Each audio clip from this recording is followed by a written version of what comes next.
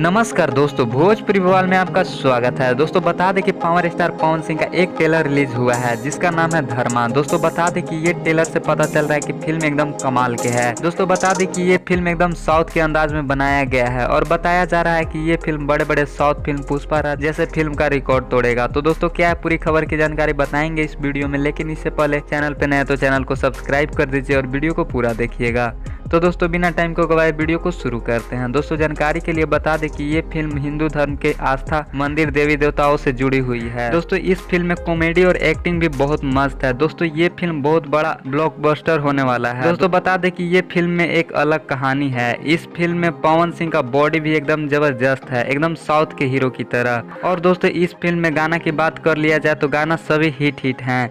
और दोस्तों बता दें कि ये फिल्म में बहुत चेंज करने की कोशिश की गई है। तो दोस्तों बता दें कि ये फिल्म आप लोग को बहुत जल्द देखने को मिलेगा। और दोस्तों ये फिल्म एकदम साउथ लेवल के फिल्म है। दोस्तों बता दें कि ऐसा फिल्म पहली बार भोजपुरी में लेकर आ रहे हैं पावर स्टार पवन सिंह। तो दोस्तों अगर आप भी पावर स्टार पवन सिंह के फैन है तो हमारे चैनल को सब्सक्राइब कर दीजिए, वीडियो को लाइक कर दीजिए और कमेंट बॉक्स में जरूर बताइएगा कि वीडियो कैसा लगा। फिर मिलेंगे अगले वीडियो में।